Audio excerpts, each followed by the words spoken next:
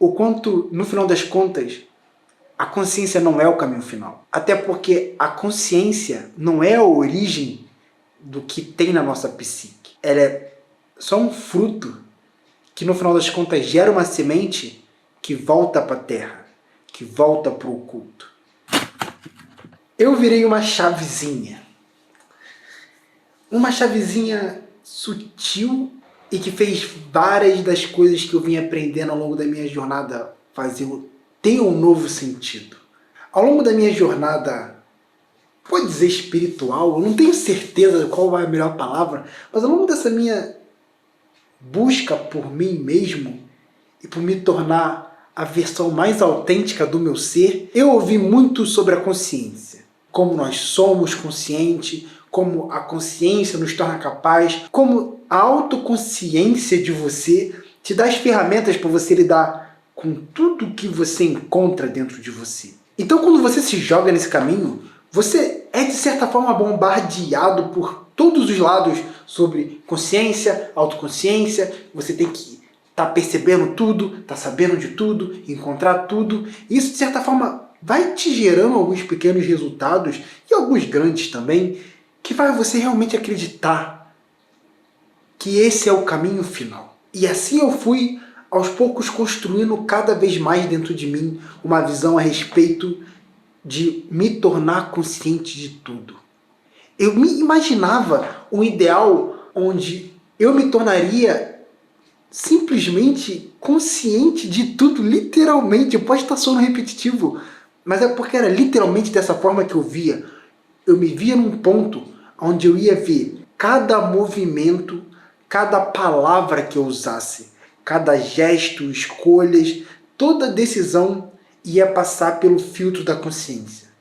Porque era isso que eu era no final das contas, não é? Eu sou a consciência, é o meu ser, é a minha essência. E quanto mais consciente me tornava de mim, mais capaz eu era de lidar comigo, com as minhas emoções, com meus pensamentos. Porque a gente parte de um ponto de zero consciência, de certa forma.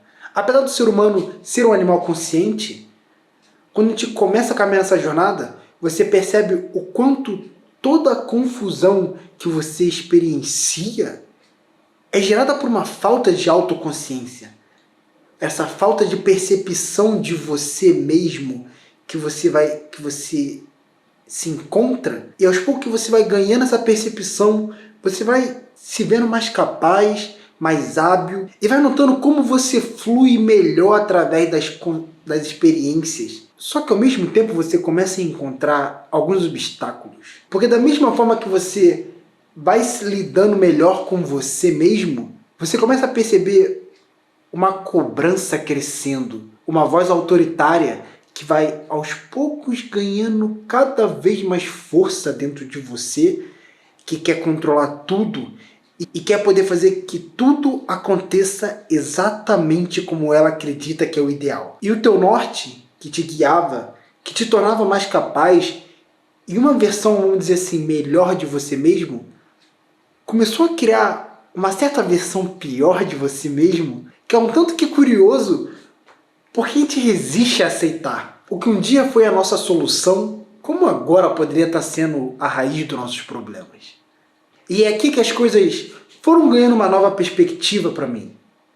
Porque recentemente eu acabei numa cagada absurda, cruzando duas lições que me fizeram entender o quanto a consciência não é o caminho final. E foi através dos livros A Grande Mãe, do Eric Neumann, e o outro é os Yoga Sutras do Patanjali. E esses dois livros que eu acabei lendo na sequência me trouxeram uma perspectiva a respeito do inconsciente, que me fizeram perceber que a consciência é sim a nossa natureza. Mas ela não é a única parte da nossa natureza. E não é de longe a maior delas. E dá para começar essa lição falando a respeito da origem da consciência. Porque para pensar na consciência, no aspecto psíquico dela, ela é um fenômeno que deriva do inconsciente. Porque quando a gente avalia as estruturas da psique, a gente vê que a consciência não é a base e a partir da consciência o subconsciente se forma. A gente sabe que o inconsciente é a base da parada toda. Só que a gente descarta o inconsciente agressivamente. A gente desvaloriza ele com uma tal força que chega no ponto da gente achar abominável algo estar inconsciente. Porque o estado do inconsciente é um estado de desevoluído, vamos dizer assim. E nos estudos do Erich Neumann, que são os estudos da psicologia profunda, ele estuda justamente o desenvolvimento da consciência no ser humano.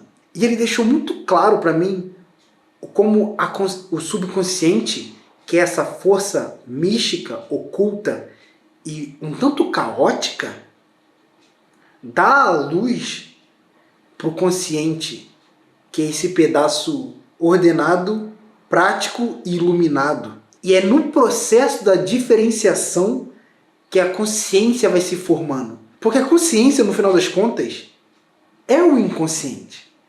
É o inconsciente expresso numa forma diferente. São qualidades do subconsciente que se organizaram e foram se tornando capazes de uma individualização que, através dessa diferenciação que foi sendo causada, foi se criando essa nova camada, que é a camada do consciente. E por conta dessa natureza de individualização, de separação, o consciente se vê constantemente numa luta contra o inconsciente. O consciente perde de vista o quanto a parte que nutriu e permitiu o crescimento dele, o desenvolvimento dele, é o inconsciente. Porque quando ele se olha da posição que ele está, da posição separada, individualizada, ele só vê a parte que está tentando destruir ele, que está tentando devorar ele.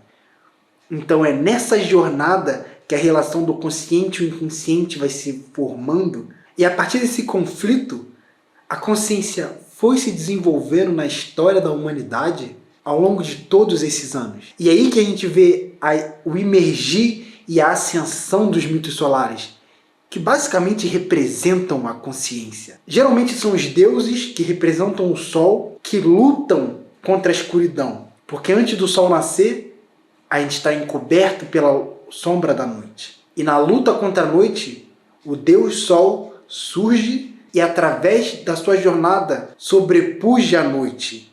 E assim faz o seu caminho até o pico máximo, aonde ele ilumina tudo, deixa tudo debaixo da sua luz. E essa é a jornada da consciência, e culturalmente nós fomos abraçando ela cada vez mais investindo na jornada da consciência, no quanto o caminho que a gente deve seguir é o caminho de se tornar consciente, é o caminho do saber. Quanto mais a gente for capaz de ser consciente, melhor estaremos. Até porque, fruto dessa jornada, fruto do desenvolvimento da consciência humana, são as tecnologias que a gente criou.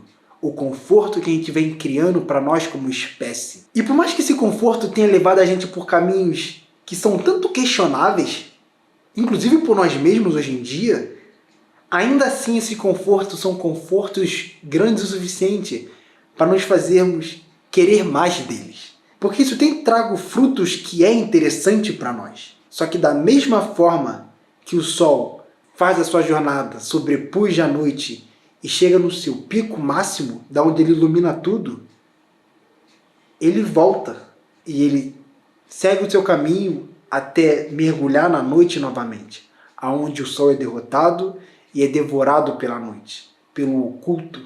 E isso para mim deixou claro o quanto, no final das contas, a consciência não é o caminho final. Até porque a consciência não é a origem do que tem na nossa psique. Ela é só um fruto que, no final das contas, gera uma semente que volta para a terra, que volta para o oculto. E por isso foi ficando claro para mim o quanto que o caminho da consciência é se entregar para o inconsciente. Porque se o meu objetivo me tornar a versão mais autêntica do meu ser, me tornar a expressão mais pura do que existe aqui, como o inconsciente não faria parte disso? Por um período, eu cheguei a ficar um tanto frustrado ao perceber que, por exemplo, eu conversava com alguém e as palavras que estavam sendo usadas, eu não tinha consciência delas. Muitas vezes eu me pegava falando coisas que eu falava assim, mano, Por que eu falei isso? Porque eu agi dessa forma. E tinha uma certa repulsa, uma certa negação por esses atos, por eles não representarem o ideal que o consciente esperava que eles fossem. É essa expectativa, o tanto irônica do consciente, que o inconsciente se submeta a ele, quando ele mesmo está submetido ao inconsciente, sem que ele se dê conta. E quando eu comecei a me tornar consciente dessa submissão que a consciência vive, eu passei a perceber a beleza que existe por trás desses atos que puramente acontecem. Eles só são. Eles não são fruto de uma luta interna que eu estou vivendo comigo mesmo, de controle, onde cada ação e cada escolha está sendo uma batalha travada de estresse, que a gente consegue denominar com tanto de facilidade que não é natural. E quando você só está sendo a sua forma mais autêntica, tem uma certa fluidez, ela não acontece através de uma luta, de uma resistência, de uma batalha travada. É simplesmente só acontece. E ir me dando conta desses detalhes foi me fazendo cada vez mais respeitar o que o inconsciente traz para mim. As palavras que eu falo sem perceber. As ações que eu tomo sem me dar conta que eu estou tomando. E tudo isso faz parte do que eu sou. É o que eu sou. De certa forma, é até grande parte do que eu sou.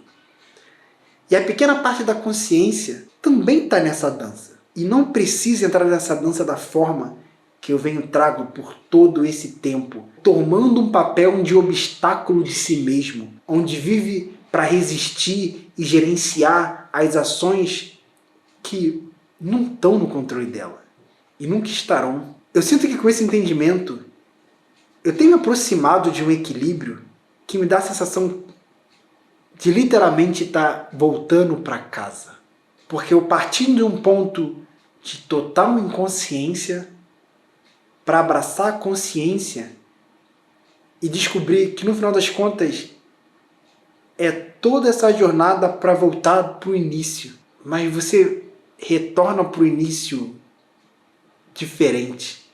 Tem uma coisa poética em toda essa jornada. Tem uma rima, de certa forma, é a redenção do sol para que a escuridão cumpra seu papel. E a escuridão cumprindo seu papel, o sol encontra o espaço para poder cumprir o dele.